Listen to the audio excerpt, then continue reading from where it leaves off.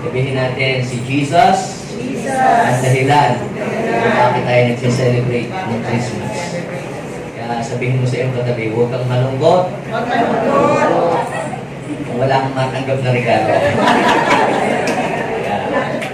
Dahil, ang niriregaluhan lang naman talaga ay yung may birthday. Di ba na lang kung birthday mo talaga?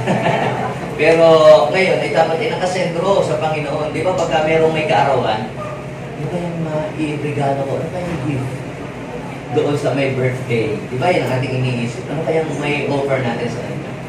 Eh kaya lamang mga kapatid, hindi naman tayo pwedeng magregalo ng plancha. Hindi naman tayo pwedeng magregalo ng mga washing machine. Pero alam niyo po mga kapatid, the best gift that we can give to our King of Kings is no other than our lives. Diba? Yan ang regalo na pinaka-the best na regalo na maibibigay natin sa ating Panginoon. Sino dito gusto niyang iregalo kay Lord ang kanyang buhay? Amen! Siya ay nagbigay sa atin ng gift. Sabi ng Bible, for God so loved the world that He gave His only begotten Son, that whosoever believeth on Him shall not perish but have everlasting life. So, ang unang-unang nagregalo sa atin ay ang Diyos. Si God ang unang-unang nagregalo sa atin. At ang niregalo, hindi yung tig 100, tig 200 na presyo na gift, kundi priceless gift. Sabihin natin, priceless. Ano yung gift na yon? Yung buktong na anak, kahit sa isang anak ng Diyos Ama sa langit ay ibinigay sa atin para maging katubusan at kabayaran sa ating mga kasalanan. Para hindi na tayo yung mababayad ng ating mga kasalanan. Ini-offer ni Jesus ang kanyang sariling buhay upang tayo daw po ay maligtas at upang tayo ay hindi mapahamak. Kaya yung regalong yun na ibinigay sa atin ng Panginoon ay walang katumbas na anumang halaga dito sa mundo. Bakit? Dahil hindi natin yung kayang bayaran ng ginto at pilak o anumang pera.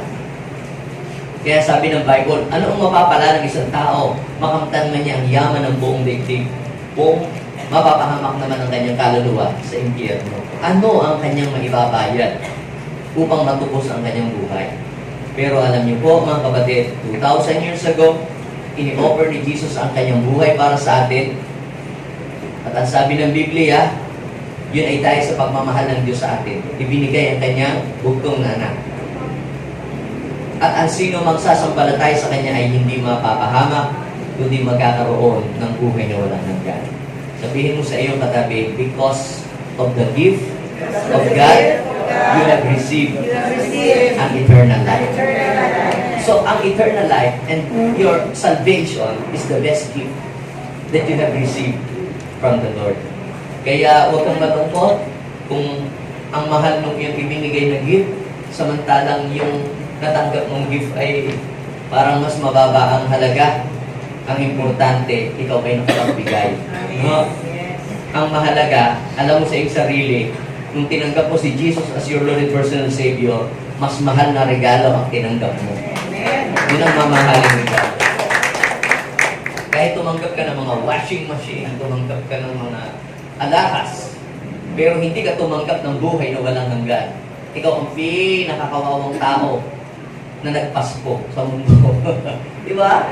Ikaw ang pinakakawawang tao. Kahit tumanggap ka ng Louis Vuitton na bag, tumanggap ka ng Nike na sapatos, tumanggap ka ng Adidas na sapatos, tumanggap ka ng mga alahas, pero hindi mo natanggap si Jesus. You miss the best thing. You miss the best gift. Pero kahit wala akong natanggap na mamahaling regalo, kahit hindi Adidas, kahit Abibas, hindi Nike, Mikey. Oh. Kung tinanggap mo si Jesus, talo mo pa ang mga tumanggap ng mga mamahaling regalo. Bakit? Yung regalo na yun na tinanggap natin, buhat sa Panginoon, yan ang naghango sa atin doon sa kapahamakan, sa hell. Okay? Samahan po niyo ako sa pagbabasa natin ng Scripture. Tingnan natin kung ano yung kaganapan ng ating Panginoong Jesus ay sinilang dito sa mundo. Sa Luke chapter 2, verse 1 hanggang 7, Basahin natin. Nang panahong iyon, iniutos ni Emperador Augusto na magkaroon ng census sa lahat ng nasasakupan ng Imperyong Roma. Ang unang census nito ay ginawa ng si Cirenio, ang gobernador ng Syria. Kaya umuwi ang bawat isa sa sarili-sariling bayan upang magpatala. Mula sa Nazaret, isang lungsod sa Galilea, si Jose ay pumunta sa Judea, sa Bethlehem, na bayang sinilangan ni Haring David, sapagkat siya ay mula sa angkan ni David. Kasama niyang umuwi upang magpatala rin si Maria na kanyang magiging asawa na noon ay kabuhanan na. Habang sila'y nasa Bethlehem, sumapit ang oras ng panganganak ni Maria, sinilang niya ang kanyang panganay na isang lalaki. Binalot niya sa lambin ang sanggol at inihiga sa isang sabsaban sapagat wala ng lugar para sa kanila sa bahay. Hallelujah. May the Lord bless His word this morning. Ang pagparito ng ating Panginoong Jesus, yan po ay inihula ng mga propeta. Ang Panginoong Jesus ay hindi siya basta na lamang dumating dito na para i-surprise ang mga tao. Actually, bago pa po ang Panginoon isilang at bumaba dito sa mundo, ay inihula ng mga propeta. Sino ba yung mga propeta? Yung mga propeta, yan po ay mga lingkod ng Diyos na siya ang nagbibigay ng mensahe o ng mga pahayag mula sa langit para ang mga tao po, sila ay igay at ilid papalapit sa Panginoon. Si Jesus, mga kapatid, He is a real God. Pero ang sabi ng Bible, bagamat siya'y Diyos, hindi siya nagpumilit na maging kapatay ng Diyos. Bagkus ay hinubad niya ang kanyang katangian ng pagka-Diyos. Hinubad. At siya'y namuhay na kagaya ng isang tao na makasalanan, kagaya mo at kagaya ko. Bakit si Jesus ay nagkatawang tao? Pwede naman siyang dumating na lang dito matukan na lang niya si Satanas para tapos na ang laban. Pero si God, gusto kanyang tubusin in a proper way, in a right way. Dahil tao ang ililigtas ng Panginoon, iya siya nagkatawang tao. Kung mga kambing ang ililigtas, hindi magsasakatawang kambing, si Jesus. Tao ang nagkasala at tao ang kailangan tubusin. Ngayon, kinakailangan siya'y maging tao rin. Kagaya ng isang taong anyo ng isang taong makasalanan. Ang Diyos, sinisikap ng Diyos na ang tao ay kanyang kabutin, ang tao ay kanyang kupkupin. Pero ang tao po ay laging palayo sa Diyos. Bakit? Because God is holy and we are sinners. Kasi nyo ba, halimbawa may mga okasyon na magaganda ang bihis, tapos kayo naka-t-shirt lang, hiyang-hiya kayong pumasok, di ba? Ngayon, gaganda naman ang bihis, nakakahiya naman po. Maghihiya ako nila, sumunta lang ako, ganito lang ang suot. Diba parang nalilit ka sa iyong sarili kasi parang hindi kabagay doon. Now, what is the point? God is holy and we are sinners. Ang tao po ay nahihiyang lumapit sa Diyos. Kahit anong imbitasyon na gawin ng Diyos sa tao, ang tao po ay lagi pong palayo. Minsan nga, meron pong isang bata, habang bumabagyo, nung binuksan po yung pinto ng kanyang bahay, nakita niya po yung mga maya na nandun sa selling ng bahay po nila. At giniginaw. Sabi ho nung bata, mga ibon, pumasok kayo sa loob ng bahay namin para hindi kayo malamigan. Kasi umuulan. Pero habang tinatawag ng bata yung ibon naman, natatakot sa kanya at lumalayo. Hindi siya naiintindihan. Napansin ng kanyang father yung ginagawa ng bata. Ang sabi ng kanyang father, anak, kahit anong gawin mong pagtawag sa mga ibon na yan, kahit tawagin mo sila ng tawagin na pumunta dito sa ating tahanan, hindi sila lalapit sapagkat hindi ka nila kailanman naiintindihan. Liban na lang kung ikaw ay maging ibon din, katulad nila. Do you get the point? Noong si God, nasa kanyang trono, naghahari sa kalangitan, tinatawag ng Panginoon ng mga tao, "Come to me, those who are burdened and heavily laden, and I will give you rest." Lumapit kayo sa akin. Gano'n man karami ang inyong kasalanan, kayo papatawarin ko. Pero yung mga tao, lalong lumalayo. Pero alam niyo po, ang ginawa ng Panginoon na paraan para ang tao ay mailapit at madala sa kaharian ng Diyos, si Jesus ang ginawa. Pumunta dito, hinubad ng kanyang pagka-Diyos, dumaan sa isang sinapupunan ng isang babae para magkaroon siya ng blood and flesh. Ipinanganak siya ng isang taong normal at namuhay siya dito. Ngayon, si Jesus, mga kapatid, naramdaman niya lahat ng mga pinagdadaanan ng tao. Yung gutom, rejection, ano pa, temptation, ano pa, kakulangan, pagod, lahat yan ay na-experience ni Jesus. Kaya lahat ng pinagdaanan mo sa buhay, hindi mo po pwedeng sabihin, hindi alam ng Diyos. Dahil lahat ng pinagdaanan mo sa buhay mo, dinaanan ni Jesus.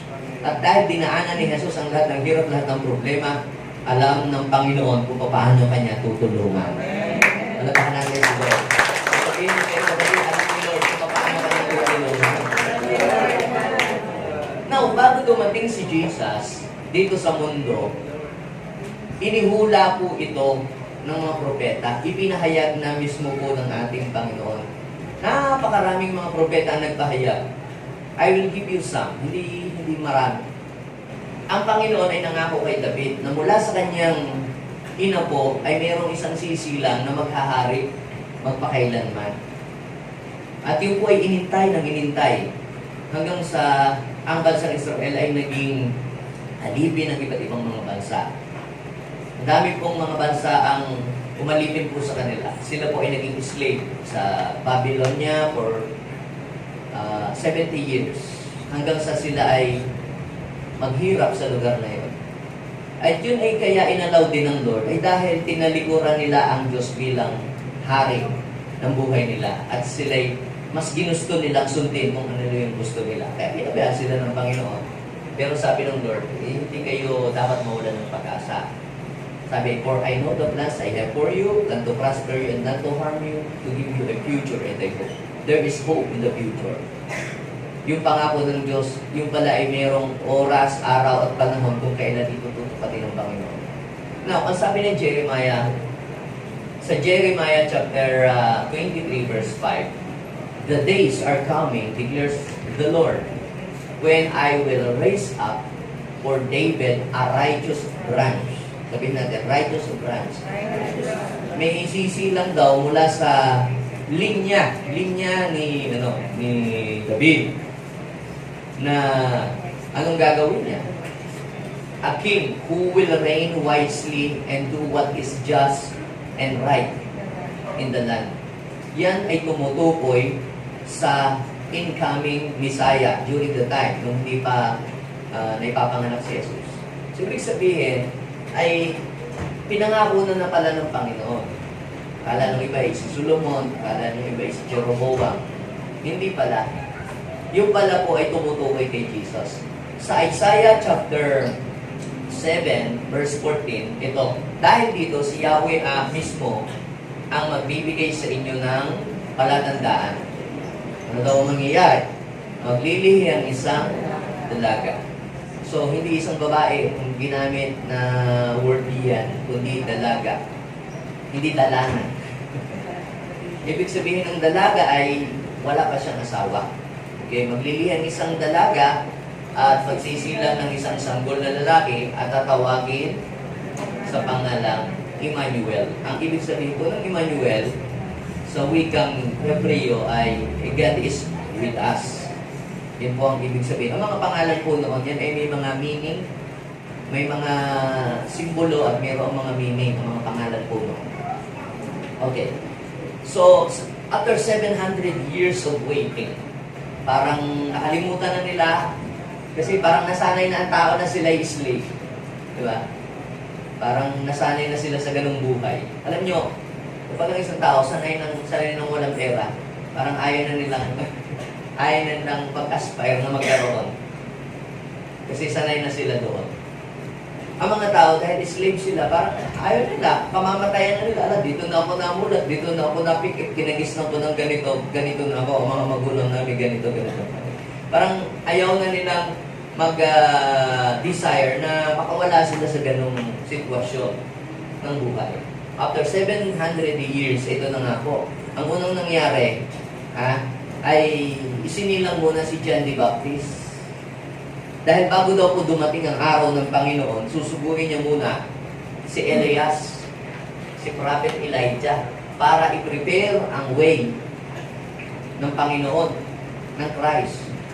Kaya yung pong si Sakaraya ay hindi po magkaanak ang kanyang asawa dahil dahil baog, barren, woman.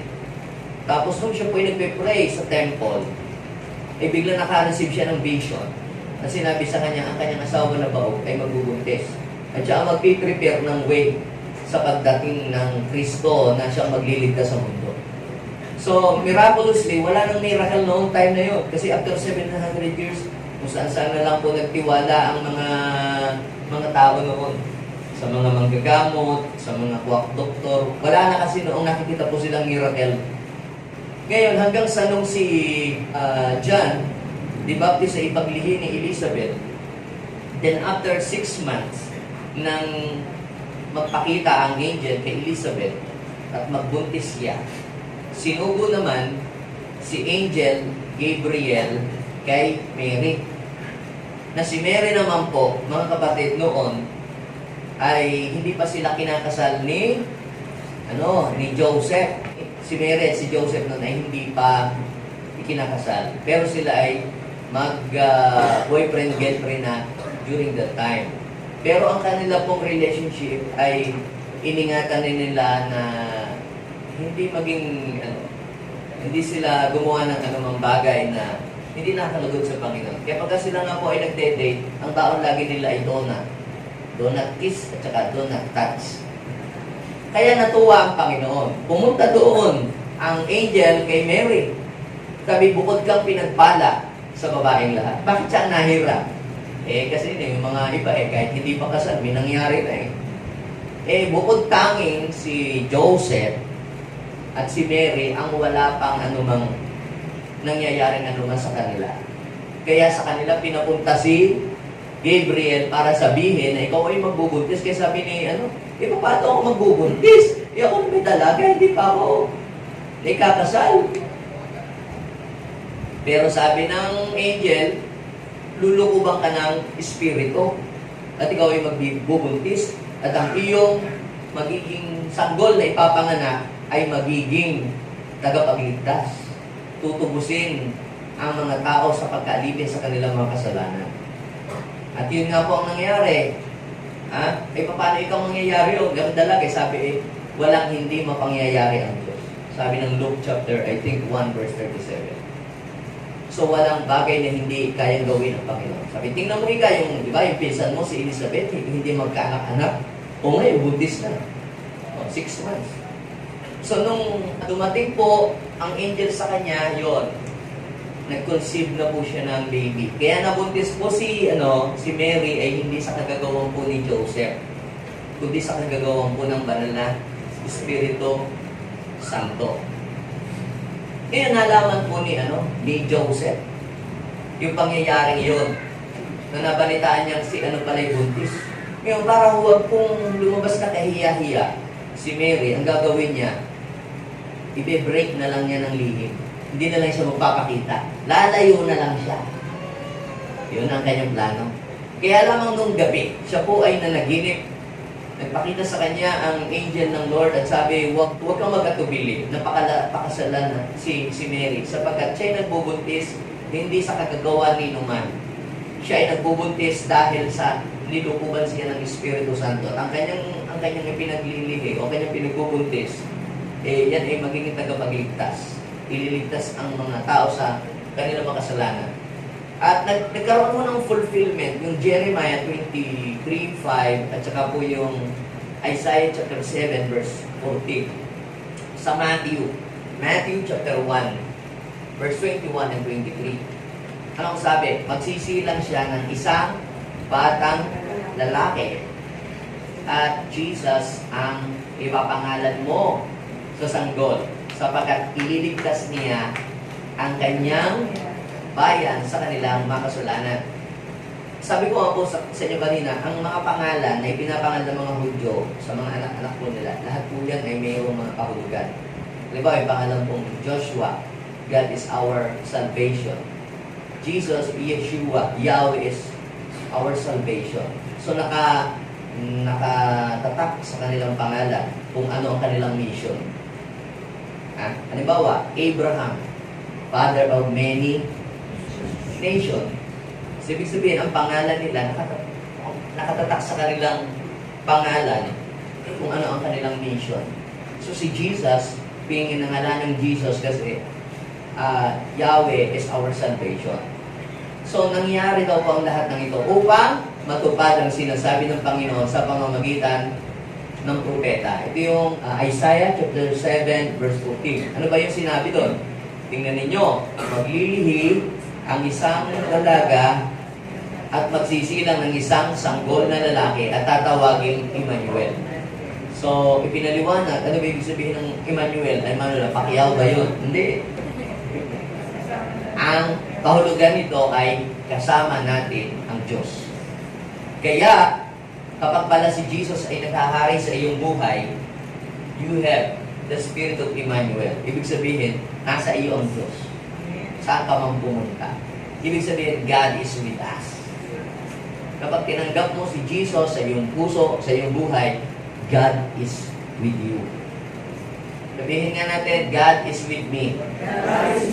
So, anong ibig sabihin nun? Emmanuel. Ibig sabihin, God is with us. Ngayon, paano nangyari ito? So, paano ito na-fulfill? Alam niyo po, si Lord talaga, siya ang kumikilos, siya ang gumagawa sa lahat. Paano mangyayari yun? Parang napaka-imposible mangyayari, pero ang Lord pa rin ang may control ng nangyayari sa mundo. Imagine niyo, nangyari po yung kauna-unahan daw pong census na mangyayari sa buong daigdig. That time, ang daigdig kasi po, ang nag-rule dati nun yung Roman Empire. Imperyong Roma ang may control sa buong daigdig. Sila po ang pinakamakapangyarihan. Tapos, ang Roman Empire, lahat ng nasasakupan yung mga bansa, mga hari din, yan po nasa ilalim ng kanyang kapangyarihan at they are obligated na ibigay ang kanila pong mga taxes doon sa Rome. Ayan. Pero ngayon, humina na ang Roman Empire. Kasi marami na rin po mga bansa ang malalakas ngayon. But during their time, ang powerful na empire ay ang Roman Empire. Yan. Ngayon, iniutos po doon sa Luke. Mapapasin mo, kung binasa po natin kanina, iniutos po ng Imperyong Roma na magkaroon daw po ng census. Kaya lahat ng mga kung saan kagaling, uuwi ka sa inyo. Parang sa atin, di ba? Magkakaroon ng eleksyon, umuwi muna kayo sa inyo, kayo ay magpa-register sa inyong barangay, kung saan kayong barangay o bayan, saan kayo pinanganak. So, doon kayo buboto. Ganon din po dito ang nangyari. So, dahil si Joseph at saka si Mary, both of them, sila po ay galing sa angkan, kanilang ninuno. Kaya sa Bible, ay meron pong significance yung mga pangalan. Halimbawa, naging anak ni Abraham, si Isaac, naging anak ni Isaac, si Jacob ang ama ni Joseph, si Joseph ang ama ni Abraham, yung mga ganon. Yun po ay very significant, very important para malaman kung saan lahi at libi sila nagmula. At si Jesus, mga kapatid, si Joseph, na itinuturing na siyang ama, at si Mary, ay from the lineage of David. Kaya kailangan po silang umuwi sa Bethlehem para po magpa-register kasi doon po sila galing. Di syempre, nag-uwian ang mga tao from different part of the world, uuwi. Ang problema ni Joseph, naging problema ni Joseph, hindi nakapagpabook earlier. Hindi nakapagpabook. Ay di, ang nangyari, puno ang Monarch, napuno ang Regency Hotel, napuno ang Star Plaza, at napuno din ang Lenox. Ngayon, wala na pong place. Kasi imagine yung nag-uwian, pagka piyesta ng dagupan, pagka yung mga sabihin natin, mga special event, mga ganyan. Ang daming mga tao, daming mga tayo dito, namimiesta. Ganon din po doon. Ito, nag-uwian. Eksaktong kabuuan na malapit ng mga anak si Mary pala during that time. Siguro napagod. Pero may ang layo ng kanilang pinanggalingan kung saan pa sila galing na place. So, ngayon, nung eksaktong nandun na po sa Bethlehem, kita nyo yung timing, yung timing ng pagsilang kay Jesus. Bakit hindi si Jesus isinilang sa Egypt o hindi si Jesus isinilang doon sa ibang mga place at doon sa Bethlehem para nakapa-imposibleng mangyari. Pero alam niyo po, si Lord ang gumawa ng way. Si Lord ang nagtakda noon. Ginamit yung Roman Empire para pauwiin yung mga tao sa kanilang mga lugar. Eksakto na si Mary kabuuan nun. Kaya timing na timing. Nung pagpunta po nila doon sa Bethlehem, doon napaanak si Mary. So, ibig sabihin na fulfill yung prophecy ng Bible. Kaya ang Biblia po, mga pa dating binabasa, yan po ay totoo. Hindi katang-isip lang o gawa-gawa lang. Ito ay talagang pahayag mula sa Panginoon. Ito ay nagkaroon ng katuparan. Now, nung nandoon na po sila sa Bethlehem, napaanak po sino? Si Mary. Kaya lamang po, ang naging problema, dahil sa sobrang siksikan na siguro, doon sa mga lugar, overcrowded, ang mga hotel doon, ang mga inn. Ang sabi ng Bible, habang sila po'y nasa Bethlehem, sumapit ang oras ng panganganak ni Maria. Isinilang niya ang kanyang panganay. Yun na yun si Jesus na yun. Na isang lalaki. Binalot niya sa lampin ang sanggol at inihiga sa isang sabsaban. Sapagkat wala ng lugar para sa kanila. Sabihin natin, wala ng lugar para sa kanila sa bahay panuluya. Now, every Christmas, lagi po tayong naglalagay ng mga display sa mga barangay, sa mga bahay. Di-display talaga natin para talagang merong spirit of Christmas na nagre-remind sa atin na talagang, Christmas na kasi nakakakita na tayo, meron ng mga display, meron ng mga bilin, at saka Brian, bilin, at saka yung na display. Naglalagay po sila mga dayami. Tapos, yung pong sabsaban, yan ay dayami. Yan ay mga tuyong mga dayami. Na yan ho ay pagkain ng mga asno at ng mga baka noong araw at ng mga kamelyo. So, doon po sa place na kanila pong tinutuluyan, ang tawag po doon sa place na yun ay kataloma. Kataloma ang tawag. Yan po, parang ganito yan ganitong room na marami po yung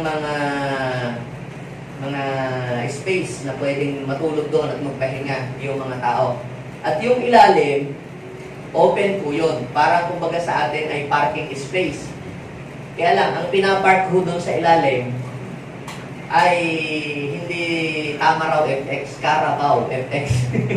Kasi wala pa naman ng mga wala pa mga sasakyan. Wala pa mga SUV, wala pa mga ganon, wala pa mga Land Cruiser, wala pa mga Montero. Ang kanilang mga sinasakyan yung mga asno. At yun ho, ay sa ilalim, para hindi magwala yung mga hayop nila doon. Maraming mga pagkain doon, maraming mga nakatambak na mga dayami. Ngayon, dahil puno na daw po yung itaas, yung mga magagandang room ay puno na lahat. Kaya, ano ang nangyari? Napaanak si Mary at isinila na ang kanyang sanggol doon sa sabsaban. Masaya po ba kayo na kayo ay pagka-Christmas ay nagdi-display kayo ng mga sabsaban? Pero si Lord, mga kapatid, yan ay reminder sa ating lahat, na kaya ipinanganak si Jesus doon sa sabsaban. Dapat ipinanganak si Jesus sa Villaflor o kaya doon sa Nazareth para maganda-ganda, di ba? Siyempre ba naman, hari ng mga hari. Ito daw, alam niyo, sa amin, ewan ko sa inyo, sa amin sa Isla Verde po, pagka po mayaw, katulad ho, Christmas, nag-uuwi mga bakasyonista, mga pinsan, mga kamag-anak na umuwi. Yun ang mga magagandang room namin sa bahay namin. Ipinapagamit po namin yan sa aming mga guests. Halimbawa, may mga tito po kami na galing Maynila, na uuwi sa amin, ay ipinapagamit po namin ang aming mga room doon. At yun mga pinakabagong unan, yung mga inamirol, yung mga alam niyo kami namirol. Yan, mga matitig. Inilalabas po lahat yun. Yung mga bagong kutsara, mga baso, lahat ng mga amoy katalina, yung mga inilalabas, ang natalina pala, yung mga katalina. Inilalabas po yun. Bakit? Tayo kasi, meron tayong espiritu ng pagiging hospitable. Tayo tao sa atin tayo mabuting tumanggap ng panauhin. Bakit? Dahil ayaw natin na tayo ay mapapahiya doon sa, actually, pagka nga may bisita tayo Sa amin po, masaya kami pag may bisita. Nagpapatay ho ng manok. Nagkakatay ho ng kambing. Naghahanda ho ng royal. Doon na po kami nakakatikim pagka may bisita. Pag wala na, wala. So ano kung ibig kong sabihin dito? Itinitreat natin ang ibang tao, yung mga kilalang tao, ng special. Ang tanong ay ito, how about God? Paano mo itinitreat si Lord sa iyong buhay? Ang mensahe na gusto kong i-share sa ating lahat ngayon, mga kapatid, ngayong araw na ito, give the best place to the King of Kings. Sabihin mo sa iyong katabi, this Christmas, you must give the best place for the King of Kings. Siguro may mga bisita kayo, ipapagamit ninyo yung inyong mga room, pinakamagandang unan. Doon siya sa air condition room, kahit doon na lang kayo matulog sa sofa, kahit doon na lang kayo matulog sa sala, kahit doon na lang kayo matulog sa kusina, okay lang, basta yung inyong bisita ay maging komportable siya. Bakit? Bisita niyo yun O kaya lalo na kung itadating pa sa inyong sabihin natin siya ay titulado or may title, sabihin natin boss mo siya or siya ay isang engineer or sabihin natin siya ay isang leader of the land, talagang bibigyan mo siya ng talagang napakagandang lugar. President ito, ito ay mayor namin, o ito ay head namin ito, kaya ito ikukuha namin ng magandang room. Okay yun, maganda yun. How about God? Meron ba siyang di namang magandang lugar para sa iyo? Is Jesus has the best place in your life? Ngayon, baka pagka Pasko, hindi ka makakanda o gaga, paano mo i-welcome ang iyong mga guests? Saan mo papatulugin ang iyong mga kamag-anak ng mga tao? And then, natapos ang Christmas, pagod na pagod ka. Sana, hindi na lang ng Christmas. Ang laki ng bill, aking binayaran. Kasi andar yung mga aircon na hindi mo naman dati binubuksan kahit mainit. Kung nagkabisita ka, andar ang walang patayan. No, the point is this, masama ba yun? Basta hindi mo masama ang lahat ng yun. Sinasabi ko lang na ganito tayo mag-treat ng mga special na mga tao. Ganyan tayo magtrato ng mga tao na ayaw nating may masasabi sila sa atin. Kahit na walang-wala tayo, di ba? Hindi ayaw natin ipakita tayo wala. Maghahanda tayo o mangungutang o manghihiram o humiram kahit Bombay o ano. Basta lang may maihanda. Dahil ayaw natin na yung ating mga guests ay tayo mapupulaan at may masasabing negative patungkol sa atin. Ganyan tayo. Pero ang tanong, ganyan ka rin ba pagdating kay Lord? So dapat po mga kapatid, kung nagagawa natin sa tao na magbigay tayo ng special place sa mga tao na mayroong title, sa mga special person, nagagawa natin ito. We are doing our best para siya ay i-welcome sa ating tahanan. Maging komportable siya. At lagi natin sinasabi, sige, kain lang. Feel at home. Feel at home. Marami pa. Marami pa daw. Naalala ko yung di meron ng missionary. Di pumunta sa bahay, yung mga mag-iina, yung mga missionary, di siyempre, in-invite, pinakain niya doon sa bahay nila. Ang kanila po lamang ulam ay isa lamang isda para sa kanilang mag-iina. Kaya alam nyo naman, pasikat, gustong pakainin. Kaya po kayo, dito po. Hindi, basta dito ko kayo. Siya sige nga dahil pinipilit. Sabi naman ng mga bata, Nanay, wala na tayong isda. Sabi nung nanay, anak, huwag kayong mag-alala. Yung kalahati, ititira sa inyo. E di yung mga bata nakasilip doon sa may kurtina. Habang kumakain yung bisita. Sabi naman ng nanay, kain pa po kayo. Marami pa. Kain pa po kayo. Eh ngayon di ubus na yung kabila.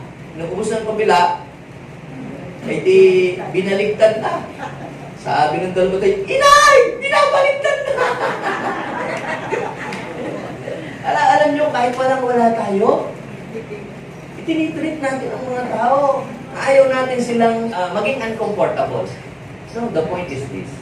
Kung sa mga tao, nagagawa natin itrato sila na parang sila ay sila ay Lord. Pero dapat mga kapatid, mas higit yung pagtrato at pagtanggap natin sa ating Panginoon. Bakit? Kasi hindi lang siya ordinaryong tao. He is the King of Kings.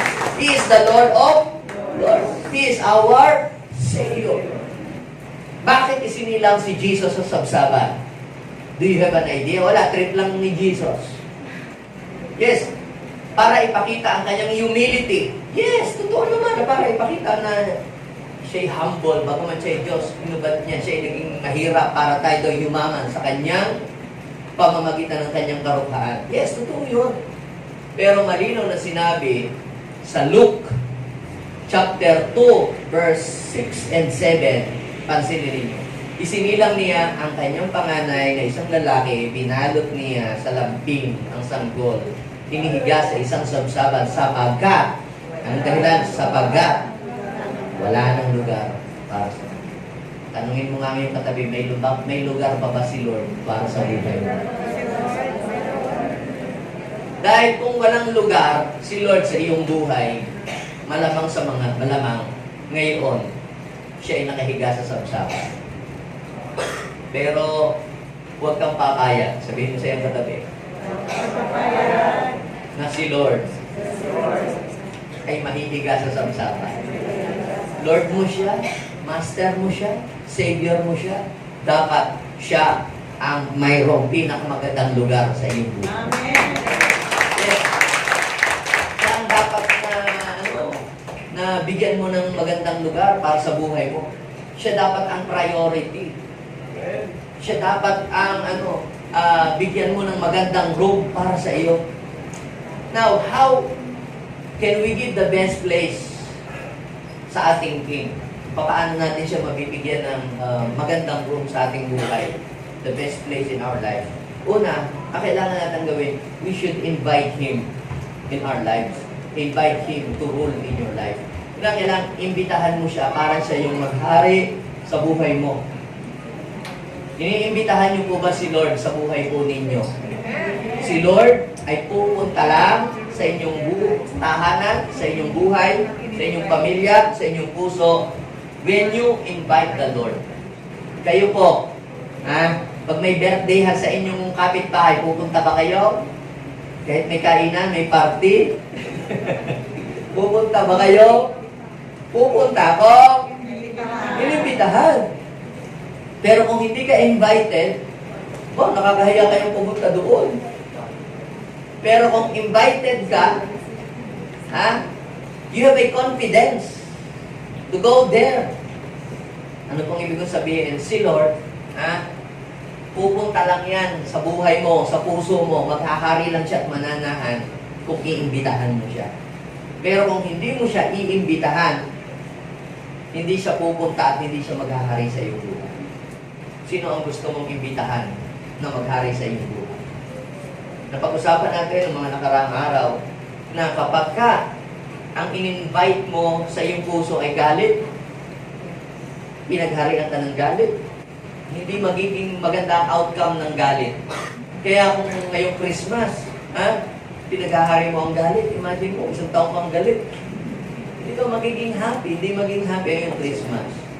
Yung hindi pagpapatawad, yung anger, yung negative emotion, kapag yan ang iyong in-invite sa iyong buhay, hindi magiging maganda ang outcome ng buhay mo.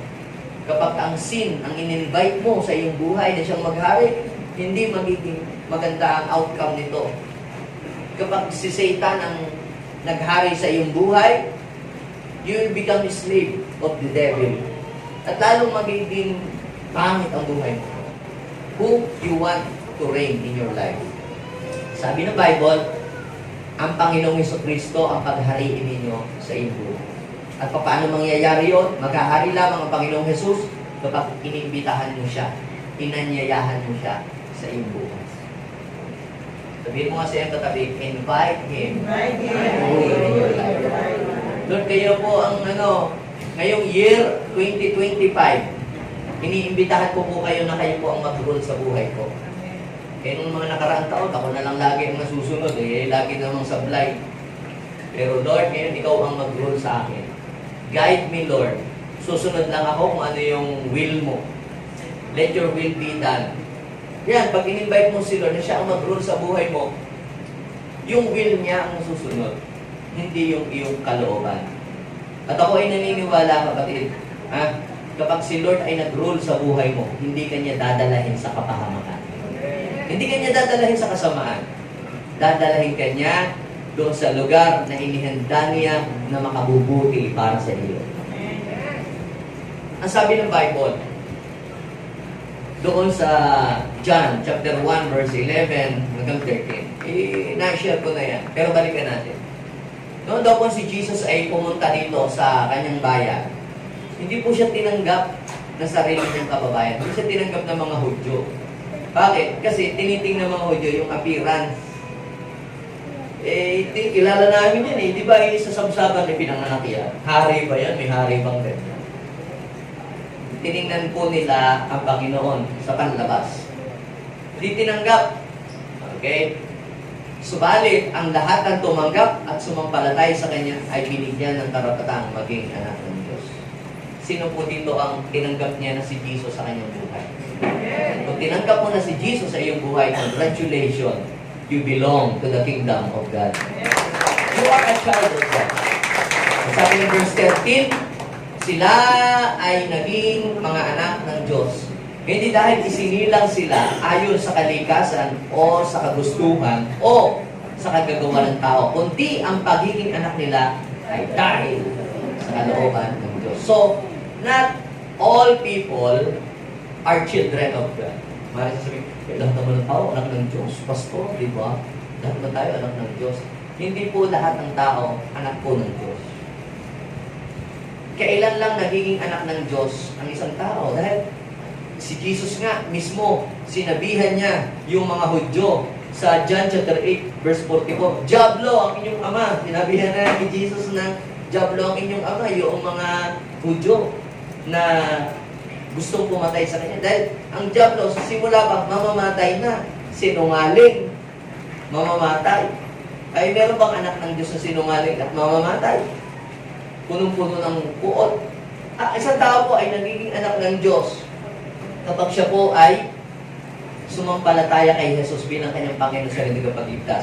Kapag si Jesus ay tinanggap mo sa iyong puso as your Lord and personal Savior, doon pa lamang magsisimula na ikaw ay tawagin, ikaw ay anak ng Diyos. So, sino lamang ang mga totoong anak ng Diyos? Yung sumampalataya sa bugtong na anak ng Diyos na si Jesus. yung mga taong sumampalataya sa Kanya, yun ang binigyan ng karapatang maging anak ng Diyos. Kahit ikaw ay matagal nang na-attend dito sa JA1, kahit pa ikaw ay 20 taon na uma-attend dito sa JA1, kahit pa ikaw ay laging present, linggo-linggo, pero nakalimutan mong tanggapin si Jesus. Nakalimutan mong sumampalataya kay Jesus. I am telling you, hindi ka pa anak ng Diyos. Nagiging anak lang ng Diyos ang isang tao, hindi dahil siya ay nagpa-miyembro ng isang religion or organization. Nagiging anak ng Diyos ang isang tao dahil siya ay sumampalataya sa Panginoong Jesus bilang kanyang Panginoon at sarili tagapagligtas. At nagiging anak ng Diyos ang isang tao, hindi daw sa kagagawan ng tao, o sabi ng verse 13, ang kanya daw pagiging anak ay buhat sa Diyos, ito ay kalooban ng Diyos. Tanungin mo ang iyong katabi, tinanggap mo na ba talaga si Jesus? Sabihin mo sa iyong katabi, pag sinabi ko, congratulations, anak na tayo ng Diyos. So, doon sa mga taong hindi pa tumanggap kay Jesus as Lord and personal Savior, doon sa mga taong hindi pa nila in-invite si Jesus sa kanilang buhay, until today, Jesus is still in the manger. Nasa sabsaban pa rin si Lord. Pero sa mga tumanggap na kay Kristo bilang kanyang Panginoon, matagal nang wala si Jesus sa sabsaban kasi nandito na. Naninirahan na sa ating puso, sa ating puso. Kaya pagka kayo sumali sa ng barangay, yung mga contest barangay, yung pagandahan ng bilig. Tapos sabi, ba't wala na dito? Ba't wala nakahiga dito? Dapat may nakahiga. Talo na kayo! Ganito ho ang kwento dyan. Kaya ho, wala nang Jesus nakahiga dyan. Ha? Noong ako ay nakarinig ng Word of God, kaliwanag mo. There is no room for them in the inn. Eh ngayon, tinanggap ko na po si Jesus sa puso ko, kaya wala na akong Jesus dyan. Nandito na. Diba? Kaya pag nag-display ka ng wala na doong nakahiga. Diba? Dahil si Lord naninirahan na at nananahan na sa ating buhay. Sabsaban is empty. Kaya sabihin mo sa iyong katabi, mula ngayon, si Jesus, hindi na nakahiga sa sabsaban. Dahil siya ay naghahari na sa ating buhay. Now, sa paano pa pong paraan natin mabibigyan ng room si Lord sa ating buhay? Pangalawa, we always give a quality time in prayer. Pagka po kayo po ay may guest, then i-invite po kayo ng guest, no? O pinupuntahan po kayo, kapag naglalaba kayo, may ginagawa kayo, nagluluto. At mayroon pong dumating po sa inyong guest. In-invite nyo, pinapunta nyo po sa inyong sala, nandoon na siya. Ano po ang gagawin ninyo? Maglalaba pa rin kayo? Dire-diretso pa rin kayo maglalaba? Mamlansya pa rin kayo dire-diretso mamlansya? Ano pong gagawin ninyo? Pag meron pong guest na dumating sa inyo, ha? Ano mang ginagawa mo? Gaano mang ka-importante yung ginagawa mo? Kung may nagluluto o naglalaba o nagplaplansya, ititigil mo muna yun. Bakit? Dahil ikaw ay makikipag-communicate doon sa iyong guest na nasa bahay.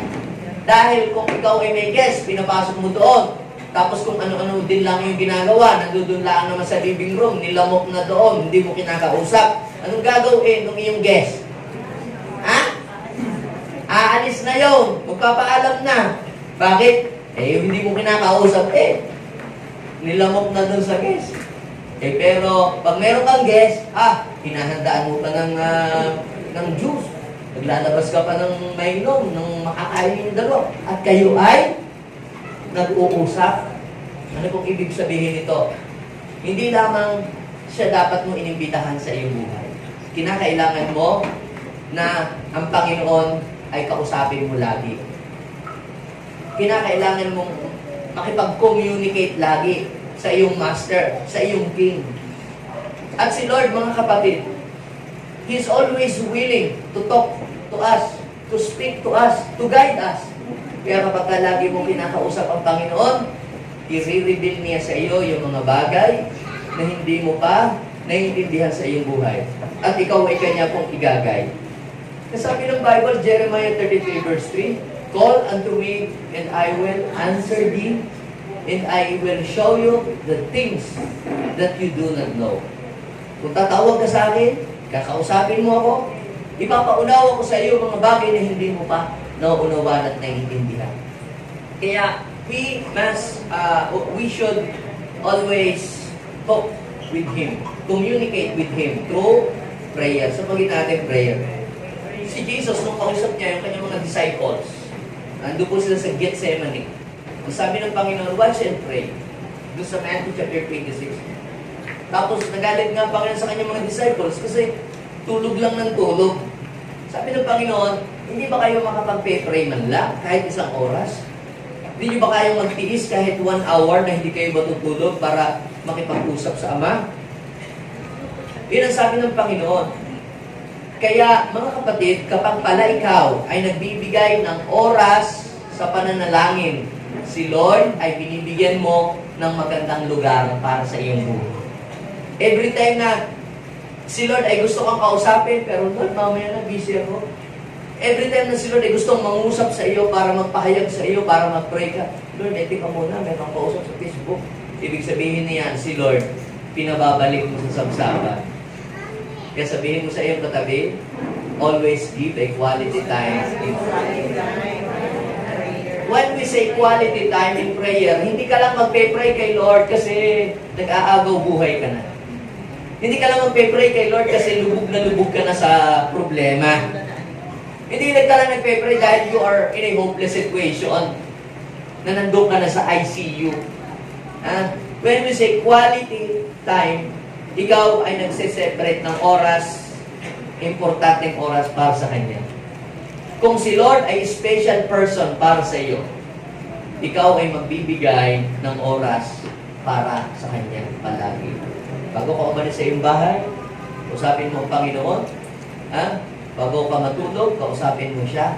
Ibig sabihin, nagbibigay ka ng lugar, ng space para sa Kanya. Pero yung mga tao hindi na nagpe-pray, hindi na kinakausap si Lord, yung mga yon, pinapahiga si Lord sa sabsaban. Nakukuha niyo po ba yung Rhema word? Amen. At ang panghuli, sa paanong paraan pa natin mabibigyan si Lord ng lugar sa ating buhay? Support the work of God with a joyful heart. Support the work of God with a joyful heart. Marami po sa atin, o marami ang mga tao ay sumasali po sila sa mga iba't ibang mga organization. Yan. Hindi naman po masama yun. Sa mga students, mayroong mga, iba sa mga school, ano tawag doon? Yung mga club, hindi yung night club, gay club, gusto ko ba yung mga ganun club? Yung mga sa school, student council, yan. Hindi po sa atin bawal na sumali sa mga student council, kayo ay mag-member ng mga ganyan. Pangdagdag ano rin yan points sa mga grades. Kapag sumasali ka sa mga ganyang mga activities and organization. Some people, they are very active sa mga ganong mga organization. Hindi naman po masama yun. Basta gawin nyo lang po ng balance. Hindi nyo nakakalimutan ng pamilya ninyo. Yung iba naman, kalimutan ng pamilya, nakalimutan na ang mga pag-aaral, dapat alam po natin kung ano po yung importante, the most important, and what is less important. Sa iba naman, mahilig po silang mag-join sa mga gaya ng mga Lions Club, Rotary Club, business, organizations na ganyan. Kailangan tayong pumonek sa mga tao. We are designed na tayo ay makapag-interact sa different people dahil tayo ay tao. Yung iba naman, ang kanilang mga kinakahiligan ay tumulong sa mga piyesta ng barangay, sa mga mga activities ng barangay, tumulong sa mga LGUs, mga ganon. Iba-ibang mga organizations na ating sinasalihan. And many people, they are active sa mga iba't ibang mga organizations. Pero, kapag tayo po ay active sa mga ganitong mga bagay, and when it comes sa gawain ng Panginoon ay wala tayong time, wala tayong oras, or parang wala tayong gana pagdating sa gawain ng Panginoon. Invite kayo, may fellowship, may gathering. Mayroon tayong anointed group or life group. Or meron tayong youth gathering na fellowship to the Lord. Ay, busy ako. Kasi akong ginagawa. Hindi ako makakata. Hindi ako makakapunta dyan. Gawain ito ng Panginoon. Eh, siguro kaya naman, hindi ako makakapunta. What's the point? Ibig sabihin, ikaw ay maraming oras sa ibang bagay, pero pagdating sa Panginoon, hindi ka nagbibigay ng oras para sa Panginoon. Ibig sabihin niyan, si Lord ay pinahihiga mo sa sabsaban. Hindi mo siya binibigyan ng special room para sa iyong buhay. Kapag ikaw ay tumutulong sa mga gawain, sinusuportahan mo ang gawain ng Panginoon. Binibigyan mo si Lord ng best place para sa iyong buhay. Pero kung sasabihin, ay, lagi akong busy, marami akong ginagawa, marami akong pupuntahan, busy ako sa mga LGU, o saka sa mga kung ano, hindi naman masamang tumulong doon. Pero, mga kapatid, kapag ikaw ay tumutulong sa gawain ng Panginoon, ikaw ay nagbibigay ng space kay Lord para sa iyong buhay. Are you following me? Now, ang bansang Israel noon ay sinabihan ng Panginoon doon sa Haggai chapter 1, verse 4 to the following verses. Ito ay literal itong sinabi ng Panginoon kasi sabi ng Panginoon, maganda at maayos ang inyong tahanan. Ngunit pinababayaan ninyong wasak ang aking bahay. Isipin ninyo ang inyong kalagayan. Marami kayong inihasik, ngunit kakaunti ang inaani. Kumakain nga kayo, ngunit hindi kayo nabubusog. Walang satisfaction. Umiinom kayo, pero hindi kayo nasisiyan. Kumikita nga kayo, pero mga manggagawa ninyo ay ang kita ay parang nahuhulog lang sa buslong butas. Para walang nangyayari. May damit kayo, pero hindi makaalis ng ginaw. Sipin ninyo ang nangyayari sa inyo. Now, mag-pause muna tayo doon. Pastor, mas maganda pa nga ang church natin kaysa sa bahay namin nga namin natulo. Tsaka wala nga kaming aircon, buti sa church. Ginawa mong masyadong literal. Yung binasa po natin, literal yan. Kasi ganito ang nangyari. Pag uwi ng mga Israelita sa kanilang bayan, nagtayo sila ng mga bahay. Kasi from slavery sa Babylon, umuwi sila sa kanilang bansa, nagtayo sila ng mga bahay nila. Di maganda na, maayos na ang kalabahay. Yung mga tirahan na sila. Pero lumipas ang napakaraming taon, maganda na yung bahay nila, pero meron silang isang nakalimutan. Yung templo ng Lord, during their time, ay wasak, sira. Saan sila mag-worship? Saan sila mag-fellowship? Saan sila mag-pray? So wala. Ibig sabihin, maganda yung kanilang bahay, pero wala silang naiisip patungkol sa mga bagay patungkol sa Panginoon. Yun ang point doon. Kaya pala yung mga tao, kahit kumikita sila, sumusweldo, kahit kumakain, uminom, pero parang wala silang satisfaction. Parang may kulang. Kasi they forgot the house of the Lord.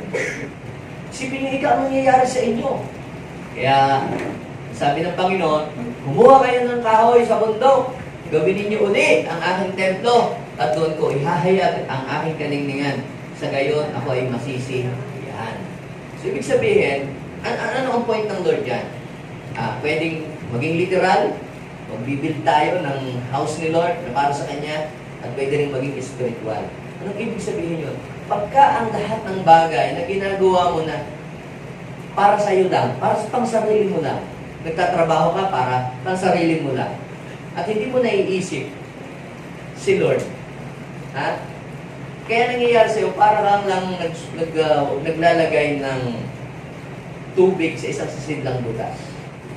Kapag ikaw ay busy sa maraming bagay, pero pagdating sa Panginoon ay wala kang oras, pinababayaan mong wasak ang templo ng ating Panginoon. Now, anong sabi ng Panginoon? Diyan, buhay ng kahoy, gawin nyo uli ang aking templo at doon ko ihahayag ang aking kanina. Now, kung ikaw ay busy, mga nakaraang taon, at wala ka pang ibinibigay na oras para mag-serve kay Lord, this year, huwag mong hahayaang wasak ang templo ng Panginoon. Ano ba ibig sabihin? Tumulong ka sa gawain ng Lord. Paano ba makakatulong, Pastor? Yung mga tao na malayo kay Lord, abutin mo sila at ilapit mo sila kay Lord. Diba sabi ng Panginoon, pumunta kayo sa bundok, kumuha kayo ng kahoy, at buuin ninyo ang templo, ang aking templo. Now, what is spiritually speaking, we are the part of God's temple. Ha? Na Brad Omi, sila Brad Bong, Sister Sheila, yung mga mahaligi. O baka yung iba sa inyo, kayo yung dingding. Baka yung iba sa inyo, kayo yung bubong. Nakuha mo ba ninyo? Hindi ko yung literal. Ano pong ibig kong sabihin? We are the temple of the Lord.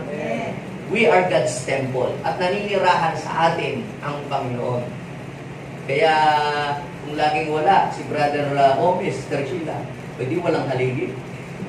Kung laging absent ka sa church, laging absent. Sila pastor po, wala kayo. Hindi walang dingding. Are you getting what I'm saying? Sino ditong gusto niyang mabuo ang tahanan ng Panginoon? At sa tahanan ng Panginoon, doon daw siya naninirahan, doon siya tumatahan. Kaya, sabihin nga natin, I belong to the temple of God. We are God's temple. At dahil ito, tayong lahat ay templo ng Diyos, dito ang Panginoon naninirahan, dito ang Panginoon tumatahan. Ang templo ay hindi yung structure, templo din yan. Pero ang tinutukoy ko kung templo, you and I, we are God's temple. At nung nagpatayo ng templo, si Solomon, alam niyo po ang ginawa na buong templo, bumaba ang glory ng Lord sa temple. Ano pong ibig kong sabihin? Kapag tayong lahat ay nagkakaisa, sama-sama, nagtutulungan para sa gawain ng Panginoon, bumababa ang kaluwalhatian ng Diyos. Ipinapahayag ng Panginoon ang kanyang kaluwalhatian at sabi, nasisiyahan si Lord. Sino dito ang gusto mong masiyahan si Lord? Let's build the temple of God. Yung mga tumutulong sa outreach, humahayo, they are building the temple of God. Yung mga nag-i-invite, na yung mga taong nasa dilim, sinasama nila papunta sa gawain ng Panginoon. We call them, they are a temple builders. Sila ang nagbubuo. Pero yung mga naninira, yung mga nila nag-o-offer rin yung mga nila, wala namang makakain dyan. Ang mga yan ay mga wrecker, destroyer. Pero yung mga taong gumagawa ng way para mga tao mapalapit sa Diyos, sila ang mga temple builder, mga builder. Hindi tayo papayag na wasak ang gawain ng ating Panginoon. Yan. Sabihin mo sa iyong katabi, hindi tayo papayag na wasak ang templo na. Yan. Mga nandito pa ang mga Santa Barbara, nag-join sa atin. Ay kung wala sila dito, walang haligi, walang dingding. Walang kakain ng pansit. Kaya sabihin mo sa iyong katabi, pag tayo sama-sama, pag tayo ay tulong-tulong, magiging matibay ang templo. We are God's temple, not literal temple. By next year, makapagtayo tayo ng literal temple. Pero bago tayo makapagpatayo ng literal na temple, ang dapat munang maitayo, yung spiritual temple. Eh kung tayo dito, away-away, tampuhan, eh di sira ang templo. Di ba? Kaya dapat tayo muna ang maging matatag at tayo muna ang maging matibay. Yung spiritual temple. At nagiging matibay yung spiritual temple kapag naghahari sa atin ang pag-ibig. Christmas is about love. For God so loved the world that He gave His only begotten Son. Meron yung kasabihan you can give without love, but you can love without giving. Alin ang mas masarap? Magbigay ng walang pag-ibig o magbigay ng may pag-ibig?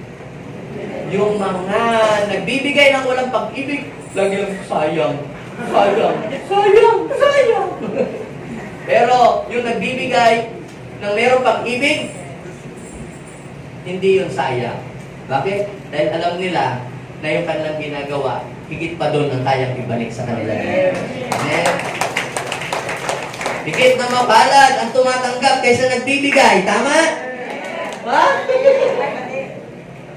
Higit na mapalad ang tumatanggap kaysa nagbibigay. Amen? No? Amen. Higit na mapalad ang nagbibigay kaysa tumatanggap. Bakit? Dahil bago po mabigyan yung mga tumatanggap, ang unang-unang nakakatanggap yung mga nagbibigay. Sila ay daluyan ng pagpapala ng Diyos. Yan, palapakan natin si Lord. Kapag daw mo nabuo ang temple ng Diyos, ang ating goal next year is to build the temple of God. Yung natural temple at saka yung spiritual temple. Pero yung unang-una ay dapat mabuild muna yung spiritual temple. Paano mabibuild? Yung mga nanghihina, papalakasin natin. Yung mga taong nawawala ng pag-asa, ditutulungan natin sila ay magkaroon ng pag-asa. Ibig sabihin niyan, yung mga tao dating nanlalamig kay Lord, ay dapat sila maging on fire kay Lord. Ang tawag dyan, building the spiritual temple. Pagka-strong yung spiritual temple, kasunod ng mabubuo ang natural temple. Madali nang itayo ang natural temple. Amen? Dahil sa inyong tahanan, sa inyong bahay. Gusto niyo magpatayo ng bahay? Pero galit-galit yung magkakagalit yung nanay, tatay, anak. Wala kayong bahay na may tatayo. Pero pag meron ng pag-ibig, matibay ang relasyong pamilya, madaling mag-build ng kahit na ano. Amen? So, kaya, ano ang sabi ng Bible? Doon sa Haggai, chapter 2:19, although there is no grain left, and the grapevines, fig trees, pomegranates, and olive trees, ito yung mga source nila, source ng kanilang income during that time. Walang kinita ang tindahan. Sabi doon, and olive trees have not yet produced. Yan ay noong hindi pa nila binibigyan ng halaga ang templo, ang gawain ng Panginoon. Kaya pala, kapag hindi mo binigyan ng halaga ang gawain ng Diyos, nagiging empty ang iyong storehouse. Kaya kapag pala ikaw ay tumutulong, nagbibigay sa gawain ng Panginoon, you are giving Him a special place sa iyong puso. At ang sabi ng Panginoon, yet, from now on, sabihin mo sa Kanya, mag-prophesy ka sa Kanya, mag-declare ka sa Kanya. From now on, ang sabi ni Lord sa iyo, I will bless you. Kaya lahat ay tumindig sa oras na ito. Lahat pala na nagbibigay ng special space para sa hari ng mga hari, I am telling you, pag si Lord ay winelcome mo sa iyong buhay, si Lord, hindi po pwedeng hindi siya makakaganti sa iyo. Kung ano yung ginawa mo sa Kanya, yan ay sukatan ng kung ano yung ibabalik ng Lord sa iyo. Kung ano yung ginagawa mo para kay Lord, kapatid, yan ay sukatan ng gagawin ng Lord para sa iyong buhay.